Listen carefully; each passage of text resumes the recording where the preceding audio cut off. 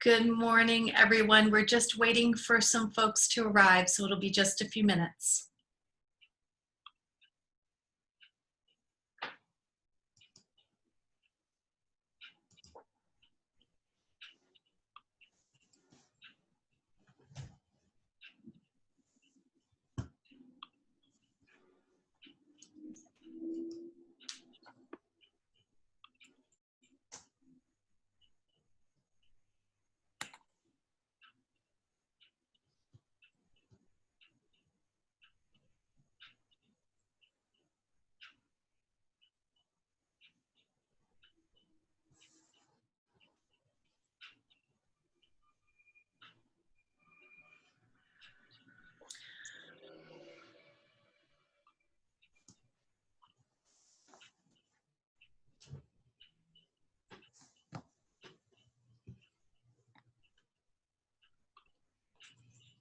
For those of you who just arrived, we're just giving folks a few minutes. They're trickling in slowly.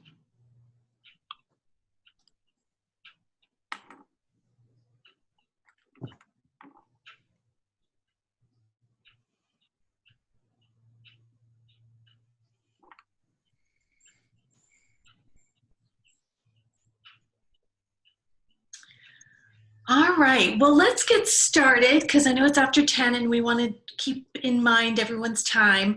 I'm going to multitask and pay attention to anyone who's arriving. So if my eyes are all over the place, sorry about that. So my name is Lynn Tillotson. I am President and CEO of Visit Portland, for those of you who don't know me. Visit Portland is the marketing organization that promotes tourism for Greater Portland.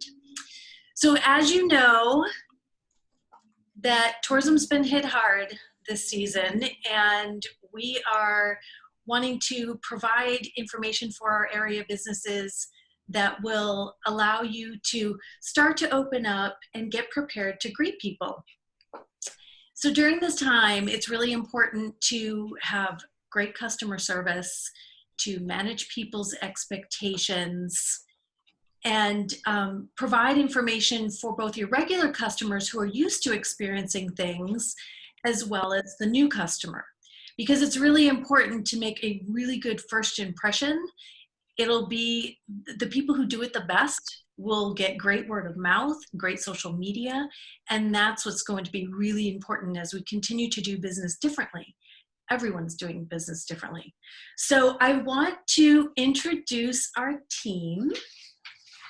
So we are really pleased to have Words at Work here. Words at Work is a strategic marketing consulting firm serving clients in a wide variety of industries. Their mission is to create demand for client products and services by honing in on messages that move prospects to action. And our first presenter is Paula Mahoney. She has built Words at Work on the premise that strong teams lead to strong partnerships. Let's make sure no one's waiting. Okay. And Jen Durgan, Jen, if you want to wave, supports clients with digital and media strategies. And Samantha Fletcher, who puts the words together to make it all work. So just a few housekeeping notes. I do have everyone muted at the moment, but you can put your questions or any comments in the chat button. We'll have time for Q&A at the end.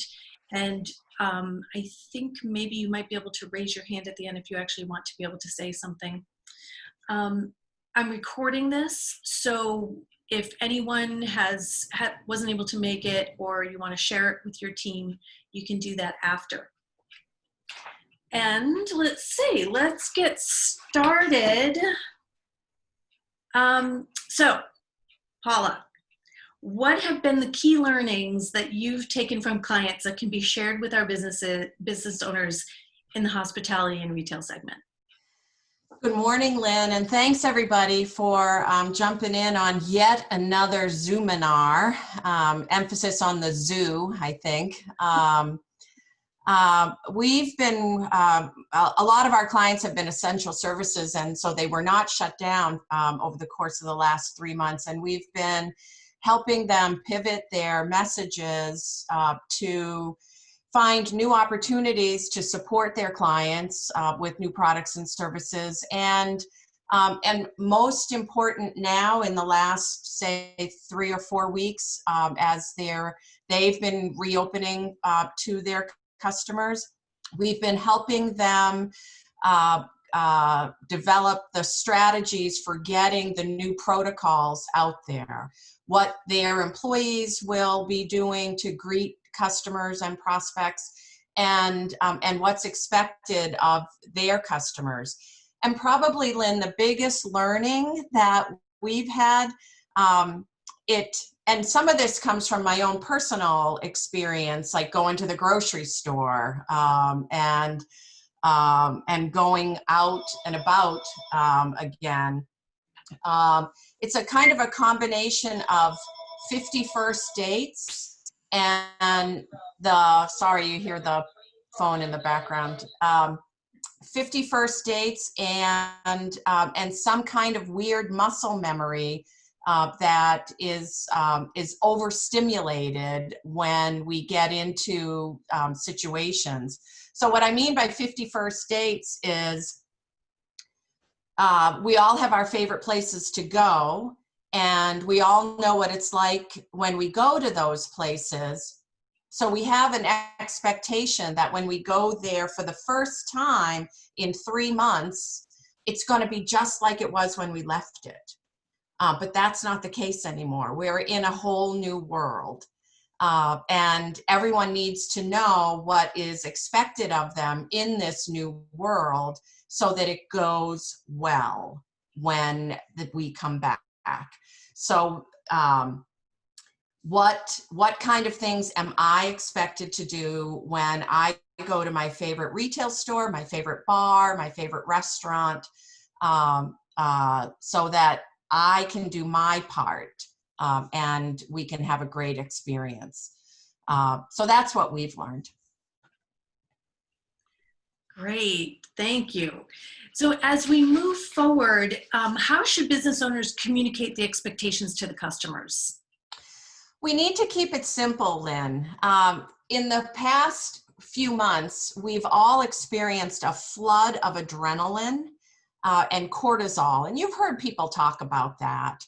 The adrenaline and cortisol really activates the reptile portion of our brain. And actually, I think I should have advanced a slide at some point. And we ought to be somewhere like this. That's right. Yep. So we're all dealing in our reptile brain, and the greatest way to describe that, other than Jurassic Park, is to think about fight or flight. When adrenaline is driving us, we have no time for thinking things through. It's all about reaction. Am I gonna dive into this in kind of a fight mode, or am I gonna run away? So that makes people a little touchy, a little reactionary, and very impulsive. So it's really important to keep things simple. The first time I went to Hannaford, after 3 weeks of no grocery shopping, I was so happy to be there because it was, a very familiar, comfortable place for me. And it was very overstimulating because my house was empty. The cupboards were bare in Mrs. Hubbard's cupboard. And I got there with my massive shopping list, and I never looked for signs, directions. I knew I had to wear a mask. I knew they were going to limit the number of people in the store, but I didn't see anything about one-way aisles or anything directional. And it took a while. I was halfway through the store before I saw the first aisle marker. And of course I was going the wrong way. And so that was eye-opening for me, that I was so focused on what I expected my experience to be. I hadn't stopped to think, okay, what's the new way of experiencing this comfortable place that that I'm familiar with. So we have to keep it simple. In that way, we can help to avoid frustration. Perfect. Perfect. Samantha or Jen, do you have anything to add to that, or are we flipping screens? Yeah. Slides? So again, keeping it simple, keeping it short, and then being respectful of the current situation. A lot of ads are outdated. We've been seeing ads that were running in the winter and they're still running now. The messages are tone deaf, and that's another really important thing to consider. Check your social media, check your advertising, your digital marketing, your email marketing. Make sure that the messages reflect what everything is that is happening right now. Samantha has a really good example of this. And Samantha. I know we're all hearing a lot of words over and over. Unprecedented, pivot, it's a good one. But really just not being afraid to change up things and change the message, because as we all know, everything's changing every day. So it's more likely than not that the messages should too.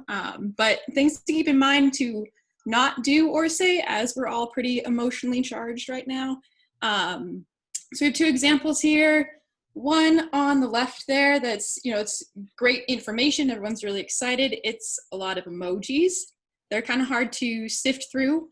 And as nice as it is to say please and use your manners, kind of just chopping it down and making sure the important information is nice and short and presented first. So, and then on the right, we see there a lot of emotion coming through for those folks, but really at risk of alienating some of their potential customers. So none of us need to lose any customers right now. So trying to be as inclusive as possible and keep your messaging friendly as far as it's able to do so. Yeah, the example on the right, sorry about that, Paula. The example on the right definitely made me pause for a little bit, and I thought, ooh, that's a little rude. Yeah. But I'm willing to bet. Had a different reaction to that sign. They weren't all the same, but none of them were positive. And yet I believe they thought it was funny. Yeah. I suspect they made it because they thought it would be funny. And no one that we showed it to saw humor in it. And when I first saw the post for the visitor center, I thought, wow, this is great. And then I realized how overwhelmed my brain was. And I was having trouble deciphering. I was getting caught up in the emojis, trying to decipher what they meant. So it's great information, but a little tough to digest. And emotions are running high, so I think dialing back on the emojis is a wise idea. And Jen, weren't you saying that there was an algorithm at one point in Facebook that there was? I'm going to say, I don't know the exact time. I'm going to say it was 1.5 years or 2 years ago. There was an algorithm within Facebook, at least, that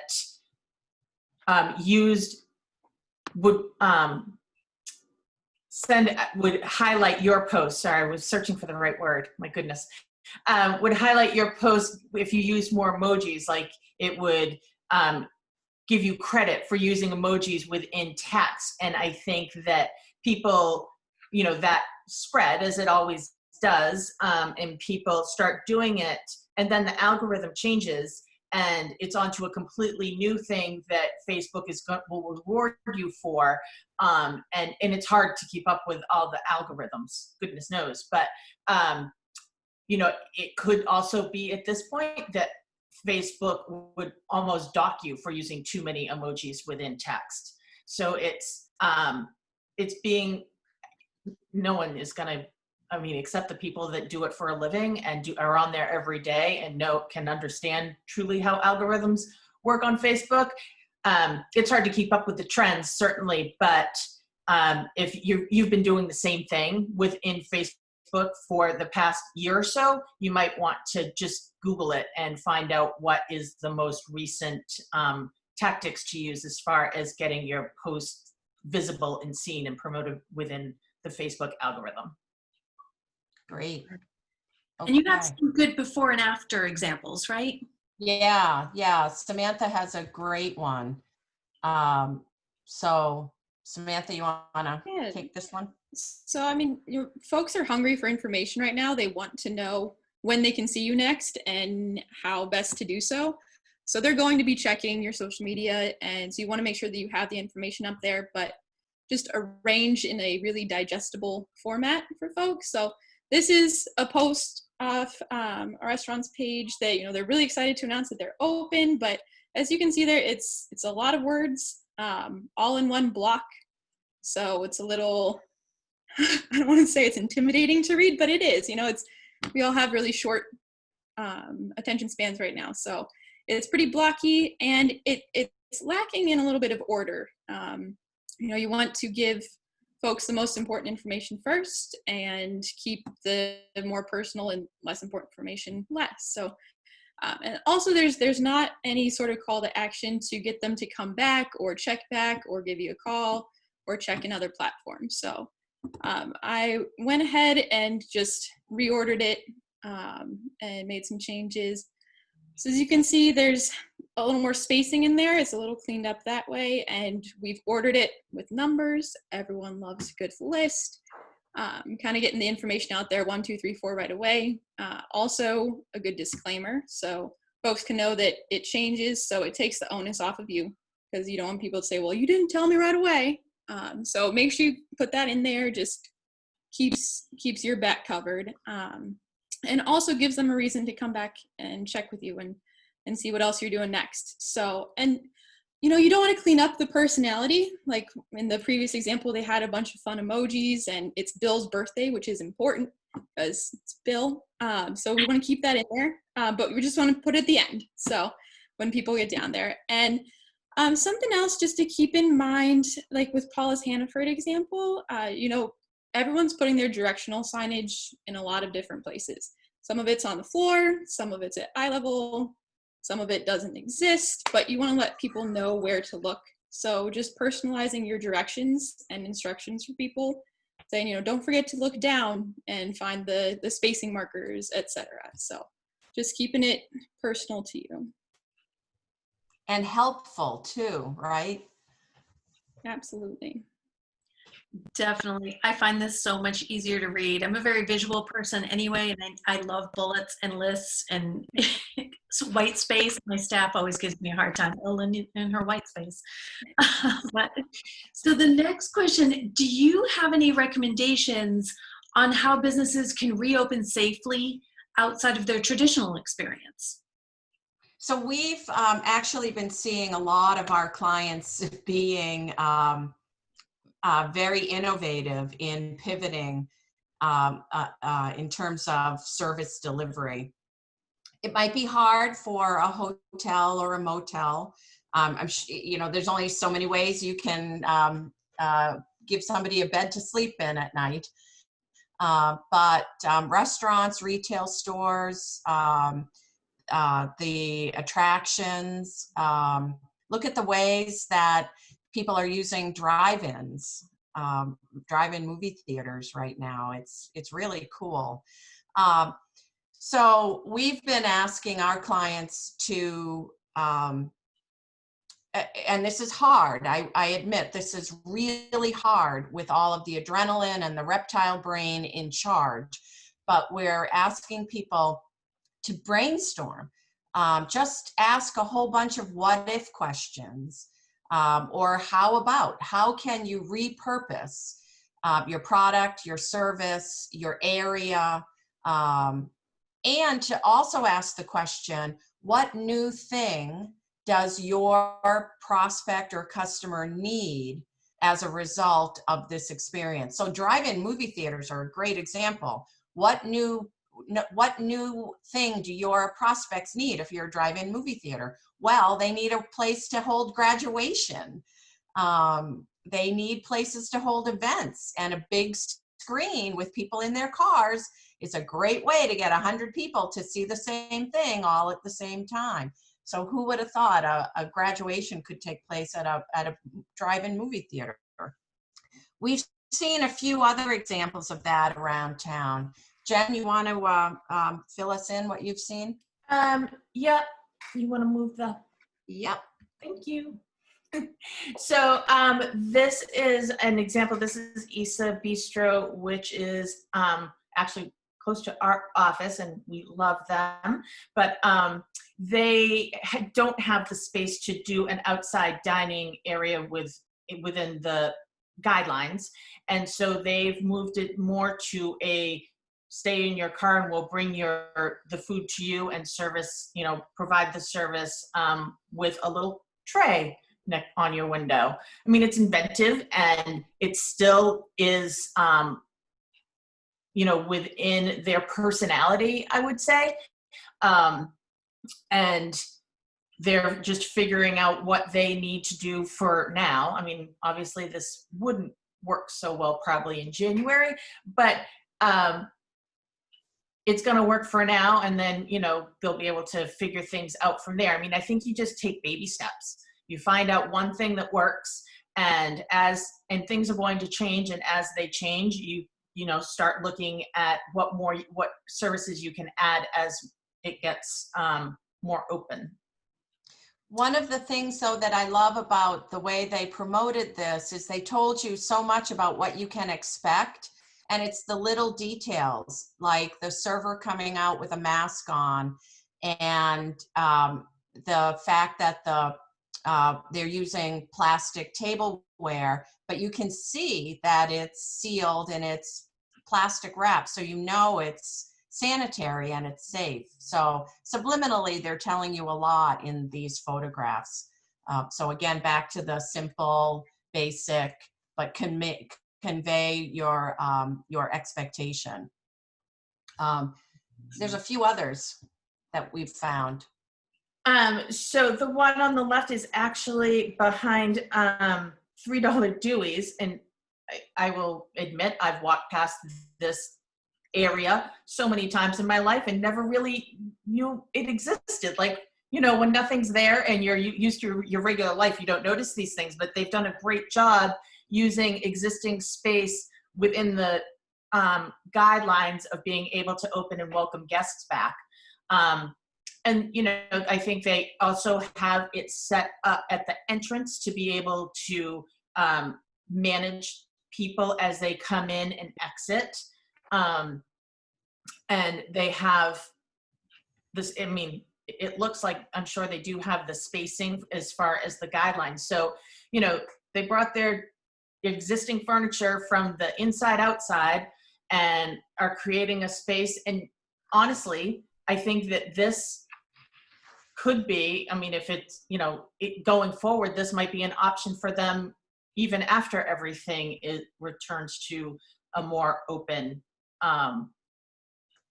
ability to use indoor and outdoor space.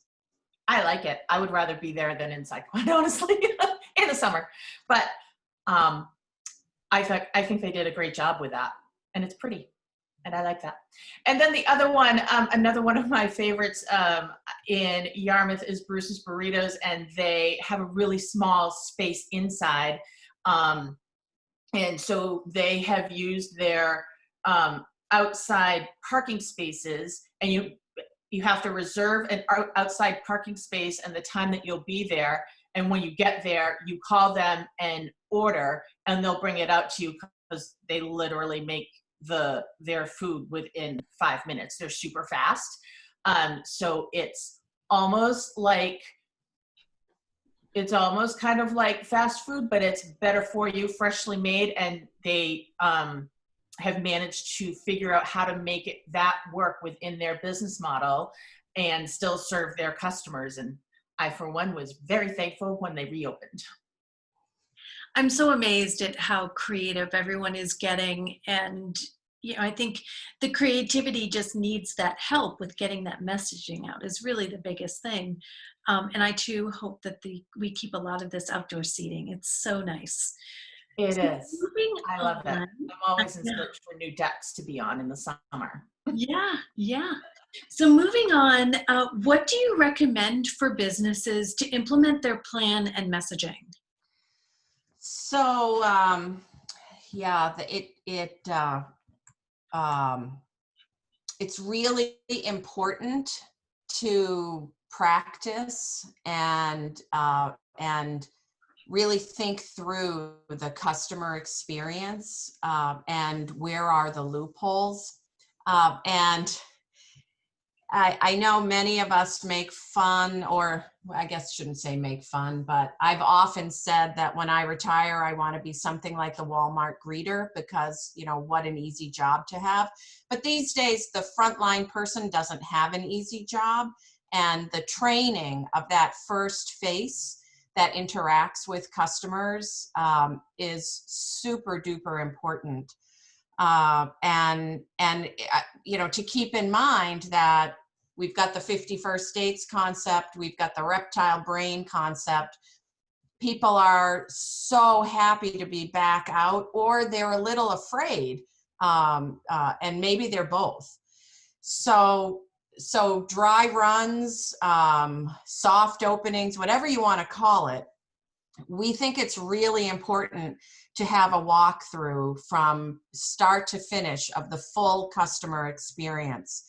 I've been involved in a couple that, I ordered donuts at Holy Donuts on toast, and happily went to the Exchange Street Holy Donuts and walked up to the door waiting for my order, only to discover that I had placed the order at Park Street because I had never used toast before. But the wonderful person at Exchange Street said, not a problem, we will call them and we will fix it. What did you order? And they took, they gave me my order, and I happily went on my way. I was also at Beal's one day. Yeah, yay, Holy Donut. I went again today, and I managed to pull it off at the right place. I was at my favorite Beal's, which is Veranda Street, as they were practicing to reopen. And someone walked up to their window and said, I'm here to pick up my curbside. But they had placed the order, come to find out, in Gorham. It's a long drive from Veranda Street to Gorham, and your ice cream's gonna melt. So, it was figuring out what the bugs were. And then an upsetting story that I heard had to do with, I hate to throw people under the bus, but it had to do with the Red Cross. And I have a good friend who is a regular donor, donates as often as she can on her schedule. And she went for the first time amid the COVID period. And she always gets an first appointment of the morning. And so she walked up to the location, and she wasn't quite sure what the drill would be, but she saw that the door was open, and she was about 5 minutes late. So she was, worried about holding them up. And so she walked right through the door. And when she did that, someone, as she said, flew at her and said, you can't be in here. You can't be in here. You have to leave. Well, there were no signs. And then the next thing she knew, someone came. So the person who was supposed to be at the door came and explained to her, no, you have to wait here, blah, blah, blah, blah, blah. But what did she do? Because everyone's in their reptile brains. As soon as she got home, she put her experience on social media. So we really, really want to emphasize the importance of training, cross-training, so that if one person can't be greeting customers, there's a backup so that door is never empty. or that station of first introduction is never empty, and that everyone is trained as to how to triage whatever situation comes their way. They won't all be positive, but hopefully with proper training and scripting, those first 50 dates can go positively. We also, Paula, yeah.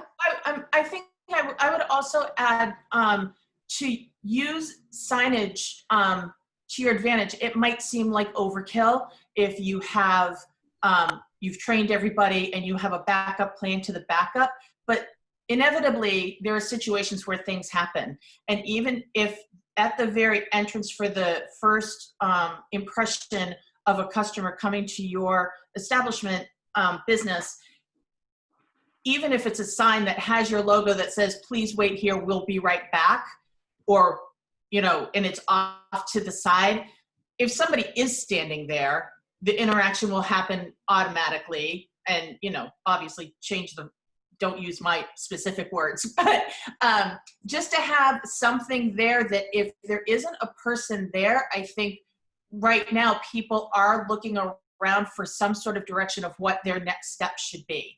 And if somebody gets called away or just went to go, you know, is behind a curtain and just getting a glass of water, that happens. At least there is that backup when they look and will see there's a sign that somebody is coming back shortly and they just need to sit tight, versus not knowing what to do and just entering in and having possibly a reactionary experience, which nobody wants. That's Exactly. Exactly. Paula, you've spoken about communication, key, clear communication, easy to read, easy to digest, clear signage, doing a walkthrough to make sure that you've sort of gone through to figure out all of a sudden, like, oh yeah, this doesn't work. Let's alter this. Talk about the staff training, making sure that not just training, but their mentality of getting everyone on board and drinking the Kool-Aid basically about your policies, and talk about that a little bit. Yeah, so we've all been someplace where we've said something to a staff person and they kind of, so I guess rather than imagine in theory, I keep thinking about face coverings. And invariably in fact, I just heard a story yesterday. There's going to be someone who says, really, we have to wear face coverings when they come in. And all it will take is one staff person to say, yeah, I gotta wear this, and the eye roll. And all of the integrity of your policies and guidelines will fall apart. It will also fall apart if customers come in and sit down and they feel that they're adhering to what might be more stringent guidelines than they're accustomed to in their home state. But they are complying because here we are in Maine and this is the way we have to be. But if they don't see that your full staff is adhering to those same strict guidelines, then that will undermine your credibility as well. So however you're going to do it, it's really important to make sure that your whole team is on board as a team right now, delivering the hospitality that's legendary in Maine. That's why people come here. We're called vacation land for a reason. We're friendly, we're polite, we're welcoming, we're inviting, and we know how to take care of people. So we just have to reinstill that across the board in all of our teams. I think we've got some incredible customer service training that goes on. I know you're part of that, Lynn, here with Visit Portland. So I would just add that to any kind of training that you already do. I do think it's important to have scripts right now that address scenarios like the Holy Donut script. What do you say if someone insists, oh, I placed the order. See, it's here on toast.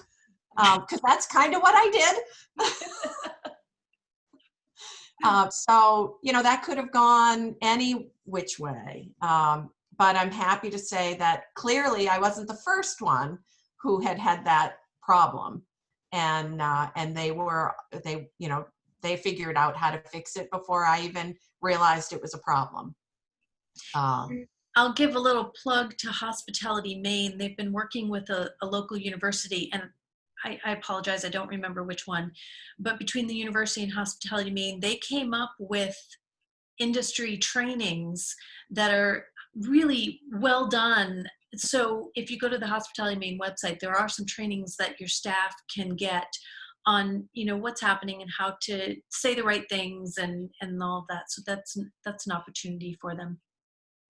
And you might, I guess I'll reemphasize the value of scripts right now, because again, reptile brain, too much adrenaline, and that's for everyone. That's not just, we're not magically cured of it because we know what is happening. So you might imagine all of the positive and negative experiences that could happen. Someone refuses to wear face coverings, or customers get into some kind of disagreement over guidelines and protocols. I've heard situations where people have felt uncomfortable because a stranger is standing too close to them, and they ask them to move and the stranger refuses, and then it escalates from there. So how will your staff help to dial that fight reaction down and calm the situation? If you give them some words to say that, again, are welcoming, hospitable, friendly, I think that will go a long way to make them feel confident and secure in their position as frontline people. Absolutely. Do you have one more slide that we didn't touch base on, or did we? We have another example of, so a couple of things that we also want to convey to folks. We've learned a lot about how to make good, effective communication tools in the last few months. And you don't always need a high-tech video team, because we sure haven't been able to pull people into studios or send camera crews out or anything like that. But with our cell phones and with a little bit of ingenuity, everybody can make really good communication videos that can demonstrate what they expect of their customers and prospects. And that's great fodder for your website and your Facebook page. And we're also suggesting that everybody open up a COVID protocol page on their website. And that way you can constantly update with the latest information and guidelines, because people want information. So here's a great example from Jen's favorite hair salon in Yarmouth. We didn't load up the video, but Jen, tell everybody how they put it together. But Tova's awesome. So we actually did do a video that we created a video, and they actually aren't our clients. She's just my awesome friend. But I helped her create a COVID page on her website. We created a video that links to that COVID page, and also they have created these Facebook posts that still are creating the same consistent messaging, because you don't have control over where your customers are going to receive information. So one of the key ideas that we have been giving everybody is to make sure that you have the same message, that it's consistent across all platforms. So whether it's Facebook posts, email messaging, your Facebook, Instagram, the same message. And it may feel like it's overkill, but you see I know that I do this. You see something on Facebook and then you go off and, do something else. Something was shiny in the corner of my eye. And then like 10 minutes later, I'll be like, I know I saw it somewhere. Where was it? And if you know like who the brand or the company that it was for, if you go to the website and the same information is there, they're going to be able to find what they're looking for. So this is more of like, they wanted to have everybody show what they were going to look like and what to expect when they got there. So these are two of the stylists in their PPE, and then their process for when they arrive at the parking lot. You park in one of these 4 parking spots because they can see you when you pull up from those windows. So it's just making sure that everybody's consistent with their messaging and putting the same thing out on all of the platforms where you regularly post. And if somebody wants to see some other examples in other industries, we've opened up a COVID page on our website, wordsatwork.us. And we've got the links to videos and slideshows and different things like that that we've made for clients, for the most part, all with still photography and video done with cell phones. So it's really been an interesting time. I love the idea. Really great when Paula says, what if we did this? And I was like, oh gosh, okay, let's find out. The worst we can say is no. Well, I love the idea of a video, because if you're doing what you should be doing, right, and you're doing a walkthrough of what a guest would experience, well then take a video of it at the same time. Yeah. And make it a fun. We were gonna show her video. I mean, it's pretty specific of like walking in, and like they ask you the health questions, and then you do the hand sanitizing station, which is right inside the door. And it got it was like a 7-minute video, so we didn't have that kind of time. But it is, to your point, it's a really good way to walk through what the customer experience is, because I think as business owners, you guys have been dealing with the guidelines and how you're going to open and everything. And so you might feel that there's information that people already know just because you're in the trees of it all. And so doing a video and having somebody, a friend or somebody, walking through the customer experience might also be point out a few things that you haven't communicated, which is great. And the best thing to do is to be able to communicate so you're managing their expectations so they're not upset and hit social media when they leave. So we've got about 15 minutes left. And so I want to go through a few questions that we have.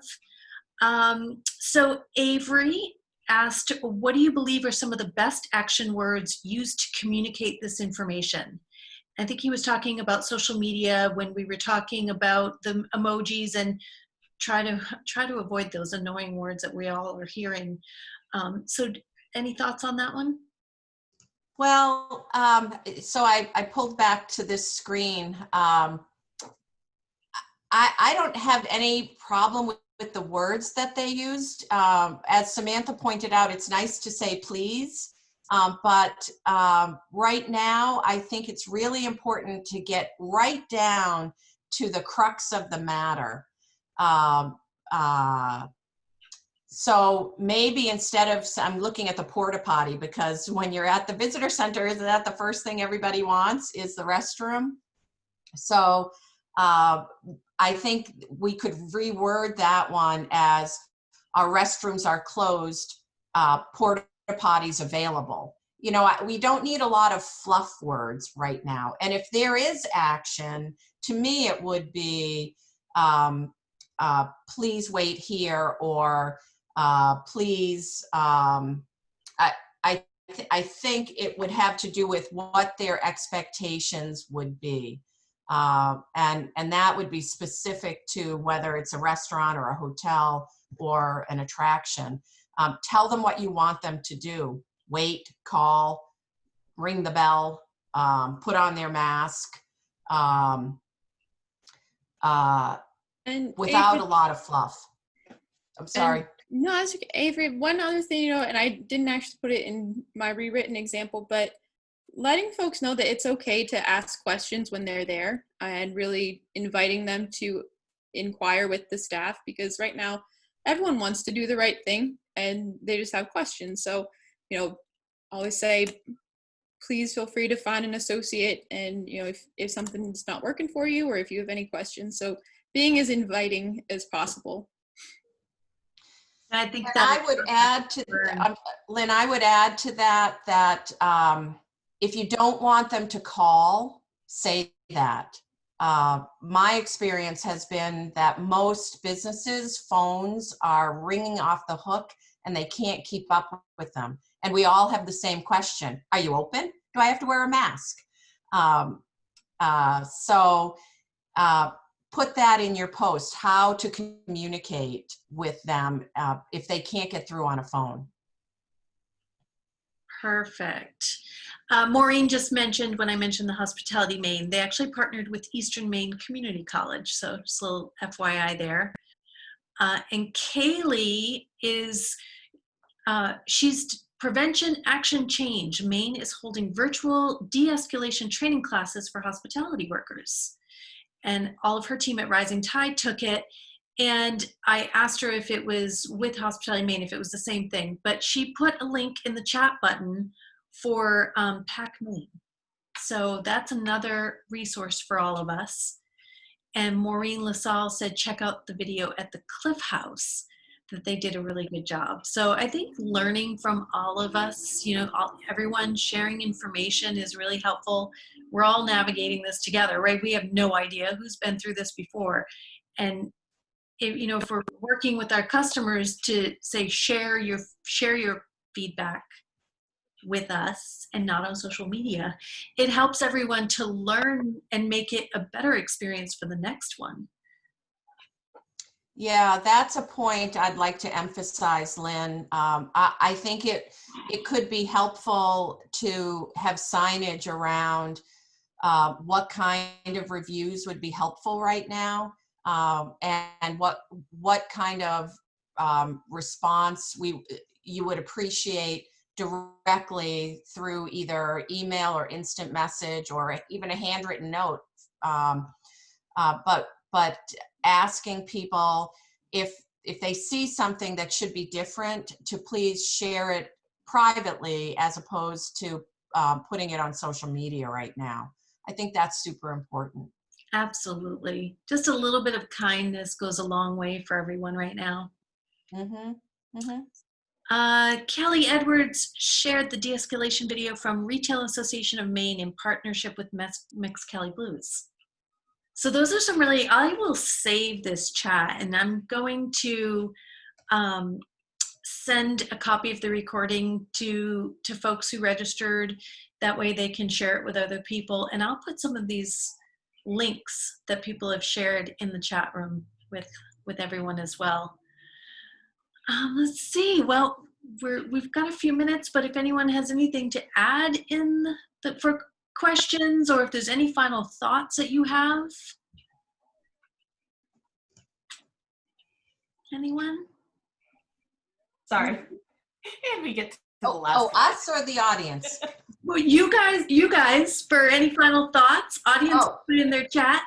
I think it's really, I think if people after today just grasp and hold on to one thing, I would ask that they remember this concept of the overstimulated reptile brain. Essentially, we're all 15-year-old boys, and we can't process complex topics. So please make it simple for us when we come to see you. We want to have a good time. We want to help you. So please show us the way kindly, and have patience with us while we're in our reptile brains.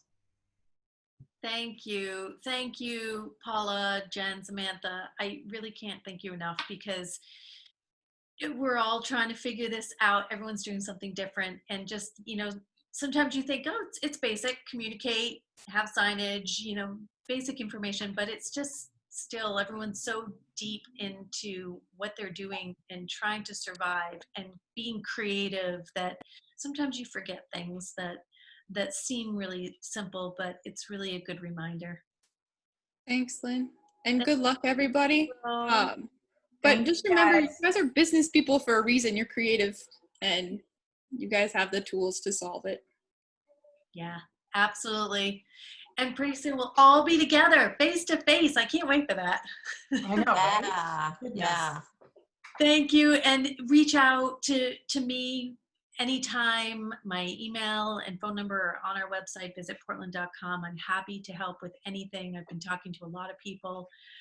The COVID-19 page is our top page that's being visited right now. So anything that you see on our website that needs adjustment or reworking, please feel free to let us know as well.